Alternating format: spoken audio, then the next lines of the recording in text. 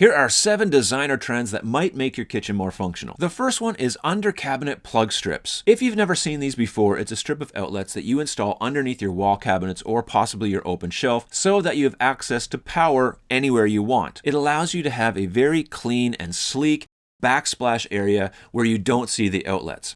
One of the complaints I do get from people is that they think the outlets look ugly, or they don't know where to place them, or their placement isn't where they really want them. Sometimes you don't have control over this because the plug has to go on either side of a stud, and it just might not be in the location where you want it to be. With an under cabinet plug strip, you take away all this because you can put it up underneath. You don't see it, it's hidden.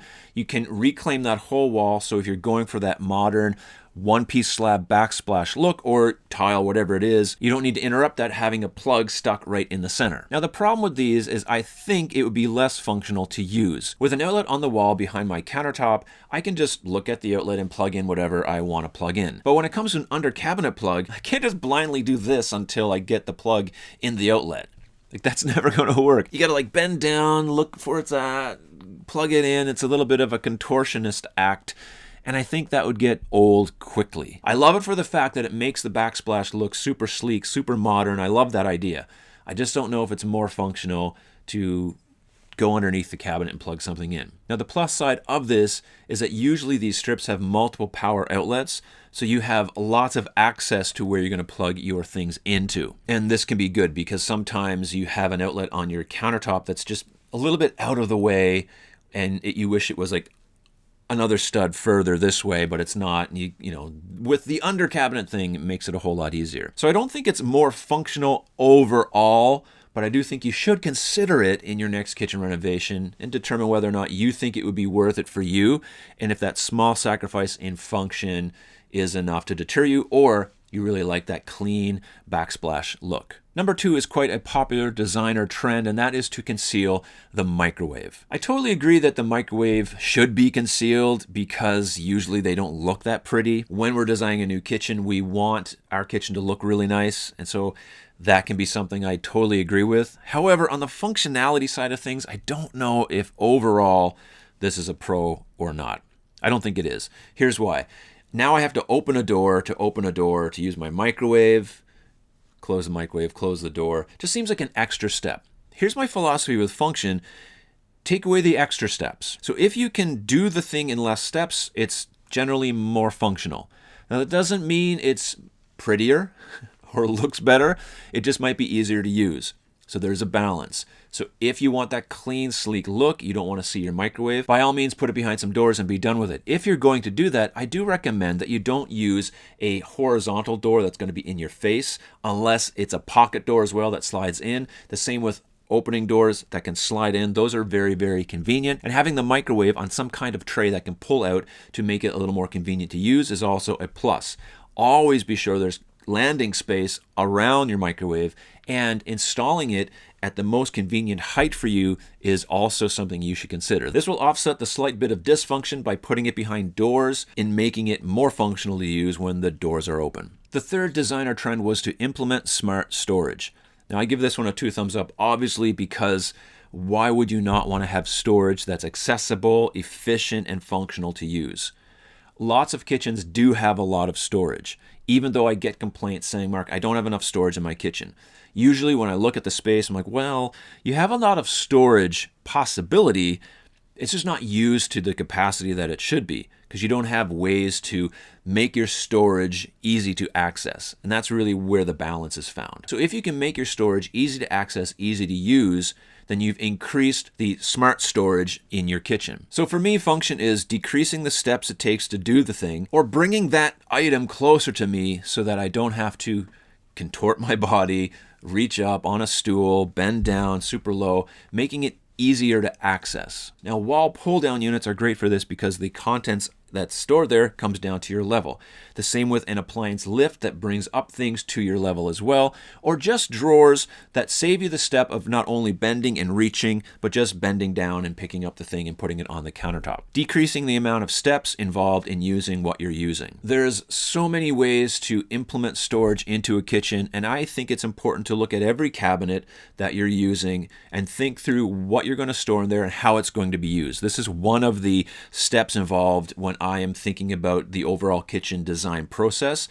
It's one of my last steps. I call it the function check, and it's just basically going through all the cabinets and just doing that. Will it be easy to use? Will it do the thing I want it to do without me having to bend down, reach around, just contort everything? The kitchen needs to work for you, and so adding as much smart storage as possible is a good idea. Hey, real quick, every week I send out an email to my newsletter subscribers about kitchen design stuff that comes to my mind, helpful things that if you're going to be doing a kitchen renovation, you could find useful. There's a link in the description below. I hope to see you in there. Number 4 is hiding large appliances. Now, I think it's a good idea if you're doing a kitchen renovation and you want to have the more modern, clean look, that your appliances are hidden in an appliance garage or in a cabinet or larder or maybe inside a walk-in pantry or something like that. That's totally fine.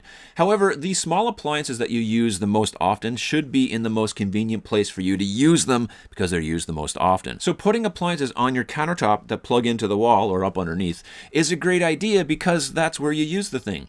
And so hiding those things could be an extra step that can make it less functional. No one's going to judge you for having your blender or your toaster or your coffee maker on your countertop because that's where theirs is as well. And when they walk into your kitchen, they're like, it's just normal. And appliances these days are becoming a little more trendier looking. And so people buy those with the intention that they want those to be seen. I mean, you don't buy a Smeg toaster and hide it in an appliance garage. I mean, you buy that thing so that someone can say, ooh, you have a Smeg toaster. You must be rich. The 5th one is task lighting. It's almost like, I don't know why they put this on a list of designer trends. If by now you don't realize that task lighting is very, very important for your kitchen, I don't know what to tell you. I mean, you need to have lighting in your kitchen. This is just sort of like a no-brainer. It's Kitchen Design 101. It's the first year course. It's just, the first day, hey, you got to see what you're doing, so add some light. Incorporate as much ambient light, task lighting, natural lighting as you can. Put things on different switches, put things on dimmers. If you want to add different temperatures of lighting, you can do that as well. I think that could be a great idea if you're looking for ambient light as opposed to task lighting. Those can be 2 different temperatures of light. If you're unsure about lighting in your kitchen, I've got a video linked below that you can check out that talks all about lighting in your kitchen. This next one I don't agree with actually at all. I get that it's a cool idea. I just don't agree that it's more functional. It's adding hidden charging stations. Usually these are the ones that are incorporated into a drawer. So you put your iPads or devices and your phones inside the drawer. There's a charging block in the back. You close the drawer, things are charging. It's all there, convenient, la-di-da, away you go. You've got a really super convenient way to charge your things. The problem is, I can't see my teenagers relinquishing their phones to a drawer in my kitchen, or even myself or my wife. No, our phones are attached to us at our hip. We want them on us at all times. And if they're being charged, they're charged somewhere where we can see them because we don't want anyone going near the thing because it's our life. Putting them into a drawer, I don't think is reasonable. I mean, maybe it's a great idea. Maybe I do want my teenagers relinquishing their phones to the drawer so I can see how this could be a good thing. However, I just don't see it being something that is used the way we think. Again, it comes down to convenience and taking away steps in order to do something. The way we charge our devices is always changing, so I don't think investing in that component is a worthwhile venture because I think it's going to be obsolete before you close the drawer. The last one was utilizing the wall space. Now, they're not talking about the cabinets, of course, or open shelves. They're talking about the walls underneath with rods and hooks that you can conveniently hang things on that you use very often. I do agree this is quite functional because everything's at arm's reach. Personally, I don't like the look of it. It does belong in certain design styles, but it's something you should think about, look at, and decide for yourself. Would this be easier for me to use? Or do I not like the look of this? At the end of the day, you want the most functional kitchen possible, and in order to do that, I recommend watching this video next. It takes you through my steps and my thought process on how to go from zero to just the end result that is complete and whole and functioning for you. We'll see you on the next one.